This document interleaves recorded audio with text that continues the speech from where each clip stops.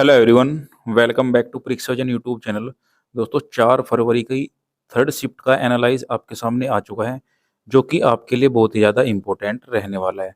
तो दोस्तों please video को आखिरी तक देखना, क्योंकि वीडियो बहुत ही ज़्यादा इम्पोर्टेंट रहने वाली है।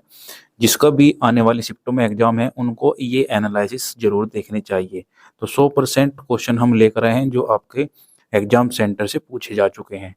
ठीक है, तो वीडियो को प्लीज़ आखिरी तक देखना, और वीडियो अच्छी लगे तो एक लाइक जरूर दे देना, और चैनल पर जो नया है तो चैनल को प्लीज़ सब्सक्राइब जरूर कर लेना। तो पहले क्वेश्चन से हम देखेंगे, तो हमने चारों सब्जेक्ट इसमें रखे हैं, जैसे जीके, रीजनिंग, मैथ और हिंदी। सभी क्वेश्चन हमने इसमें कवर किए हैं, बताए हैं कि कहाँ कहाँ से क्वेश्चन पूछे गए हैं। डिटेल के साथ हम आपको बताएंगे। जैसे पारुल परमार किस खेल से संबंधित है, ठीक है। तो क्वेश्चन होगा ये, आंसर था इसका भारतीय पैरा बैडमिंटन से। ठीक है, तो इसमें मैंने डिटेल रखी ताकि आपको अच्छे से समझ आए।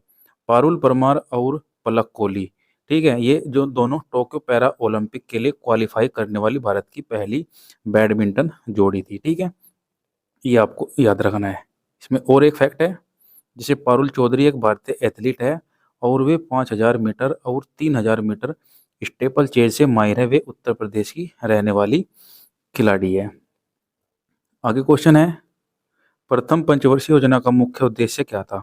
तो ये क्वेश्चन पूछा गया था 1951 से 56 तक। इसका मतलब ये आंसर है 1951 से 56 तक ये पंचवर्षीय योजना चली थी।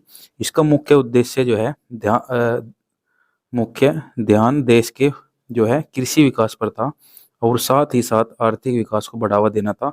हेरड डोमर मॉडल पर यह पंचवर्षीय योजना जो है आधारित है। दोस्तों मैं आज एक बार और आपको बता दूं, पंचवर्षीय योजना, ठीक है, 5 ईयर प्लान से क्वेश्चन बार बार पूछे जा रहे हैं। लास्ट में मैंने कुछ डिटेल्स रखी है पंचवर्षीय योजना से संबंधित, या फिर आप अपने तरफ से भी किसी भी कहीं से भी आप इसको पढ़ सकते हो, क्योंकि जनगणना से और पंचवर्षीय योजना से क्वेश्चन बार बार पूछे जा रहे हैं। वार्षिक घरेलू उत्पाद जैसे जीडीपी वृद्धि दर पर लक्ष्य जो है 2.1% था, हालांकि वास्तविक वृद्धि पर 3.6% रहा था। इस योजना के दौरान कई सिंचाई परियोजनाएं शुरू की गई थी, जिनमें भाखड़ा, हीराकुंड और दामोदर घाटी बांध शामिल थे। ये बात हो रही है आपकी 5वीं पंचवर्षीय योजना के अंदर की। ठीक है, अगला क्वेश्चन क्या पूछा गया था, साल 1947 में जब भारत आज़ाद हुआ था तब ब्रिटेन के प्रधानमंत्री कौन थे।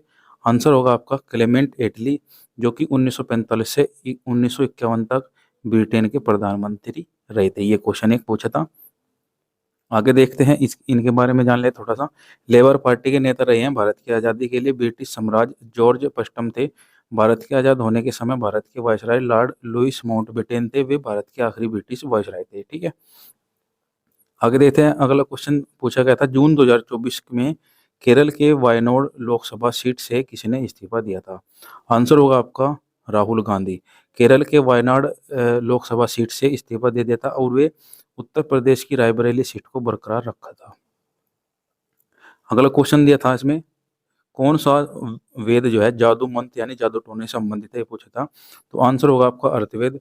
अर्थवेद के बारे में इसमें कुछ मैंने डिटेल में लिखा है। अर्थवेद को ब्रह्मवेद भी कहा जाता है। अर्थवेद में 20 अध्याय, 731 सूक्त और 5987 मंत्र है।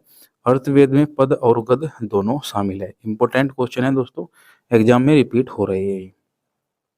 आगे क्वेश्चन था इसमें, अगला क्वेश्चन दिया था, नीलगिरी पर्वतमाला भारत के किन 3 राज्यों की सीमाओं तक फैला हुआ है। तो आंसर था इसमें तमिलनाडु, केरल और कर्नाटक। ठीक है, नीलगिरी पहाड़ियाँ जो पूर्वी और पश्चिमी घाट के संगम पर है, 2637 मीटर की ऊंचाई के साथ डोडा बेटा चोटी पर इसकी सबसे ऊंची चोटी है। ये भी आपको याद रखना है। अगला क्वेश्चन पूछा था, तेलंगाना के नए राज्यपाल का नाम क्या है।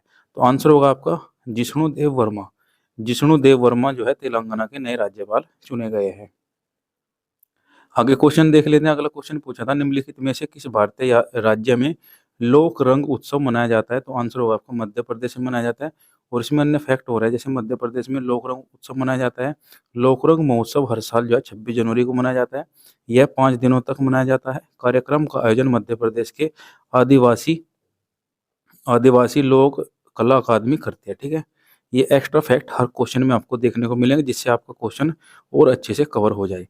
अगला क्वेश्चन पूछा था, रुद्र दामन का जूनागढ़ अभिलेख कहाँ स्थित है। तो आंसर होगा आपका गुजरात के जूनागढ़ के पास गिरनार पहाड़ी पर। रुद्र दामन का जूनागढ़ शिलालेख गुजरात के जूनागढ़ के पास गिरनार पहाड़ी पर स्थित है। यह शिलालेख पश्चिमी क्षत्रप जो है राजा रुद्रदामन प्रथम ने बनवाया था।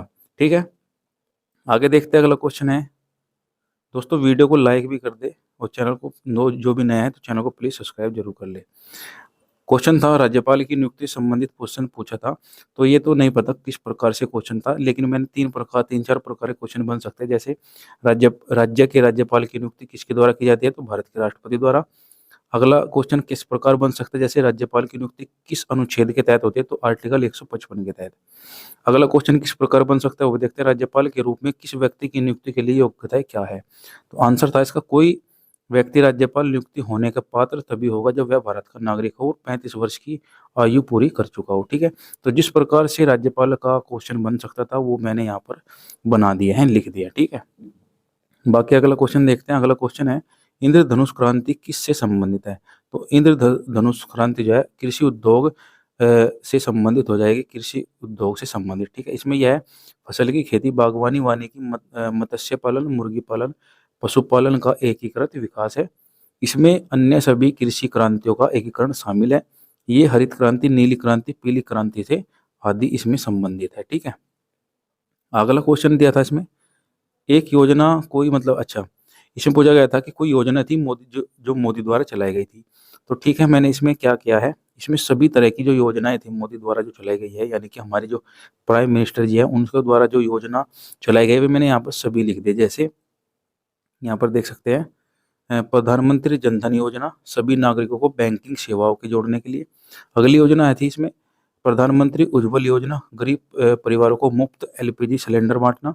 अगली थी प्रधानमंत्री आवास योजना, शहरी और ग्रामीण क्षेत्रों में सस्ती आवास सुविधा प्रदान करना। तो इनमें से कोई सी भी आपके एग्जाम में आ सकते हैं, इसलिए मैंने यहाँ पर जो इम्पोर्टेंट थी वो यहाँ पर लिख दिया। जैसे मेक इन इंडिया, देश में निर्माण को बढ़ावा देने के लिए। स्टार्टअप इंडिया, नए स्टार्टअप्स को प्रोत्साहित करने और वित्तीय सहायता प्रदान करने के लिए। अगली योजना है प्रधानमंत्री किसान सम्मान निधि योजना, किसानों को आर्थिक सहायता के लिए, जिसमें आपको दो हजार रुपये हर 2 महीने बाद मिलते हैं, 3 महीने बाद। ठीक है, अगली योजना है इसमें आयुष्मान भारत योजना, गरीब परिवारों को मुफ्त स्वास्थ्य बीमा देने के लिए। अगली थी स्वच्छ भारत अभियान, पूरे देश में स्वच्छता को बढ़ावा देने के लिए। अगले क्वेश्चन की बात करें, 2011 की जनगणना के मुताबिक सर्वाधिक वृद्धि दर किस राज्य में रही थी, तो आपका मेघालय में रही थी। साल 2011 की जनगणना के मुताबिक मेघालय में 10 की जनसंख्या वृद्धि दर सबसे ज्यादा थी।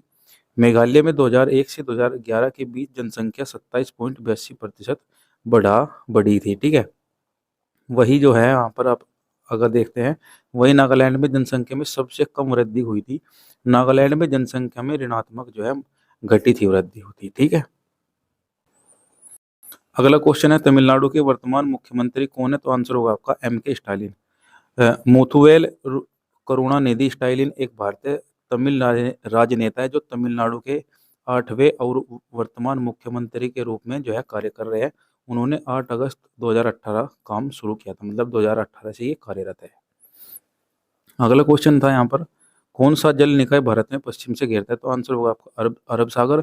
भारत को पश्चिम से अरब सागर घेरता है, यह उत्तरी हिंद महासागर का एक हिस्सा है। भारत को घेरने वाले अन्य जल निकाय दक्षिण में हिंद महासागर, पूर्व में बंगाल खाड़ी। ठीक है, आगे इसमें दिया है भारत के पश्चिम तट पर कई बंदरगाह, जैसे कि कांडला, मंझगांव, JLN बंदरगाह, नहावा सेवा बंदरगाह, मरमगांव बंदरगाह और मंगलोर और कोचीन बंदरगाह। ठीक है, आगे क्वेश्चन था यहाँ पर, तो इसमें 2 प्रकार क्वेश्चन बन चुके थे यहाँ पर, मतलब बन सकते थे, वो मैंने दोनों ही लिख दिए। जैसे 1968 में पद्मश्री पुरस्कार से सम्मानित होने वाली नर्तकों में से कौन सी एक अभिनेत्री थी। ठीक है, या फिर दूसरा क्वेश्चन बन सकता था 1968 में किसे पद्मश्री से सम्मानित किया गया था, तो इसमें आंसर था वैजंती माला। वैजंती माला एक प्रसिद्ध भारतीय अभिनेत्री थी, क्योंकि इसमें अभिनेत्री पूछा है। नृत्य की और ये गायिका भी थी, उन्हें पद्मश्री जो है 1968 में मिला और पद्म भूषण 2011 में। तो इन्हीं प्रतिष्ठित पुरस्कार से सम्मानित इनको किया गया था। अगला क्वेश्चन था यहाँ पर, बास्केटबॉल कोर्ट की लंबाई और चौड़ाई कितनी होती है, तो लंबाई 28 मीटर या फिर 94 फीट और चौड़ाई 15 मीटर या फिर 50 फीट होती है। फीट में भी दी है और लंबाई जो है मीटर में दी है। फिट इंडिया आंदोलन का उद्घाटन किसने किया, तो आंसर होगा आपका प्रधानमंत्री श्री नरेंद्र मोदी जी ने। नेक्स्ट क्वेश्चन है भरतनाट्यम किस राज्य का प्रसिद्ध नृत्य है, तो आंसर हो जाएगा आपका तमिलनाडु। अगला क्वेश्चन था यहाँ पर, म्यांमार की आधिकारिक भाषा क्या है? तो आंसर होगा आपका बर्मी। म्यांमार की आधिकारिक भाषा बर्मी है। म्यांमार की राजधानी नाय नायपियडा हो जाएगी, और राष्ट्रीय पशु बाघ हो जाएगा, राष्ट्रीय पक्षी बर्मी मोर हो जाएगा, और राष्ट्रीय फूल जो है आपका नर्रा हो जाएगा। आगे क्वेश्चन देखो, मैंने दो क्वेश्चन बताए हैं। एक क्वेश्चन तो मैंने आपको शुरू में पंचवर्षीय का बता दिया था, लेकिन मैंने यहाँ पर दो क्वेश्चन आए थे, तो इसमें कुछ पंचवर्षीय योजना कुछ खास बात लिखी थी। जैसे भारत ने अपनी पहली पंचवर्षीय योजना 1991 में शुरू की थी। पंचवर्षीय योजना यानी कि 5 ईयर प्लान केंद्रीयकृत और एकीकृत राष्ट्रीय आर्थिक कार्यक्रम होते हैं। सोवियत संघ में साल 1928 से जोसेफ स्टालिन ने पहली पंचवर्षीय योजना लागू की थी। चीन चीन भी पंचवर्षीय योजना का इस्तेमाल करता है। भारत की दूसरी पंचवर्षीय योजना में उद्योग और परिवहन का ज्यादा ध्यान दिया जाता है। आगे आगे कुछ क्वेश्चन है जो नहीं पता चले हैं, लेकिन उनके कुछ मतलब मोटा मोटा सा पता चला। जैसे करंट अफेयर से दो क्वेश्चन थे, पॉलिटी से दो क्वेश्चन थे, और पड़ोसी देश से भी एक दो क्वेश्चन आ रहा है, और भाषा संबंधित क्वेश्चन थे, और जो नीतियाँ चलाई गई उनसे भी एक दो क्वेश्चन थे। तो इस प्रकार से क्वेश्चन बताए गए हैं जीके के। दोस्तों आपके द्वारा मेहनत की जा रही है, तो एक लाइक जरूर करें, और जो भी चैनल पर नए आए तो चैनल को सब्सक्राइब कर ले। अब मैं आपको बता देता हूँ हिंदी के कितने क्वेश्चन पूछे, कैसे क्वेश्चन पूछे गए। यहाँ पर आप देख सकते हो, हिंदी के जो है दुराग्रह का विलोम शब्द पूछा गया था, कान भरना मुहावरे का अर्थ पूछा गया था, उन्नति का विलोम शब्द पूछा था, और जादू टोना कौन से वेद से संबंधित है ये भी पूछा गया था। तो ये तो आपका जीके क्वेश्चन हो जाता है, जादू टोना। ठीक है, हाथ का मेल होना ये मुहावरा पूछा गया था, जो किसी से संबंधित नहीं रखता उसे क्या कहते हैं, ये भी एक क्वेश्चन था। गद्यांश से 5 क्वेश्चन थे, मतलब पैराग्राफ पूछा गया था। उसके बाद में 2 विलोम पूछे थे, 2 विलोम थे और एक पर्यायवाची था। तत्सम तद्भव से एक क्वेश्चन था, और बहुवचन से 2 क्वेश्चन है, एक वचन बहुवचन से। ठीक है, उसके बाद में मैथ की बात कर लेते हैं। मैथ में 3% जो थे प्रतिशत से आ रहे हैं, और लाभ हानि से 2 क्वेश्चन, एसआई सीआई से 2 या 3 क्वेश्चन थे, और औसत से भी आपके 2 क्वेश्चन दिए हुए थे। उसके बाद में बात करते हैं यहाँ पर डीआई भी पूछा था, और नंबर सिस्टम से एक क्वेश्चन था, एलसीएम एचसीएफ से भी 2 या 3 क्वेश्चन बन रहे हैं, और सिंप्लीफिकेशन से एक क्वेश्चन था, और रेशियो प्रपोजन यानी कि अनुपात समानुपात से भी 2 से 3 क्वेश्चन आ रहे हैं। उसके बाद में बात कर लेते हैं मैथ में आयु भी था, और कार्य समय अनुपात, और काउंटिंग फिगर। ठीक है, और उसके बाद में अब आते हैं रीजनिंग पर। रीजनिंग पर कुछ क्वेश्चन मिले, जैसे रक्त संबंधी से 2 क्वेश्चन, नंबर सीरीज से एक क्वेश्चन, वेन डायग्राम से एक क्वेश्चन था, एनालॉजी से एक क्वेश्चन था, पासे से 3 क्वेश्चन थे, मैथमेटिकल ऑपरेशन से एक क्वेश्चन था, सिलोजियम से एक क्वेश्चन था, कोडिंग डिकोडिंग से 3 क्वेश्चन थे, मिरर इमेज से एक क्वेश्चन था, और काउंटिंग फिगर से 2 क्वेश्चन थे। उसमें और नीचे क्वेश्चन है, जैसे फिगर सीरीज एक क्वेश्चन हो गया, वर्ल्ड फॉर्मेट से एक क्वेश्चन था, वर्गीकरण से एक क्वेश्चन था, और सिमिलर सेट से भी एक क्वेश्चन था, सेटिंग यानी कि बैठक व्यवस्था, सीटिंग अरेंजमेंट से 2 क्वेश्चन थे, और कथन निष्कर्ष से 2 क्वेश्चन थे, और पजल से भी एक क्वेश्चन था। तो दोस्तों ये आपकी 4 तारीख की 3rd शिफ्ट का एनालाइज था, जो कि कंप्लीट एनालाइज है। कुछ ही क्वेश्चन इसमें पूछे हैं, 80% मैंने आपको एनालाइज दे दिया है। तो दोस्तों हमारे चैनल से बने रहिए, यहाँ पर आपको बिल्कुल 100% जेन्युइन एनालाइज आपको मिलने वाला है। और आपका आने वाली शिफ्टों में अगर आपका एग्जाम है, तो हमारा यूट्यूब चैनल पर आप एनालाइज देखते रहिए, किस प्रकार के क्वेश्चन आ रहे हैं, तो आपको कहीं ना कहीं इससे बहुत ज़्यादा फायदा मिलने वाला है। तो दोस्तों जो भी चैनल पर नए जुड़े हैं, चैनल को प्लीज़ सब्सक्राइब कर ले, और बेल आइकन को प्रेस कर ले। ठीक है, तो दोस्तों मिलते हैं नेक्स्ट वीडियो में, तब तक के लिए धन्यवाद।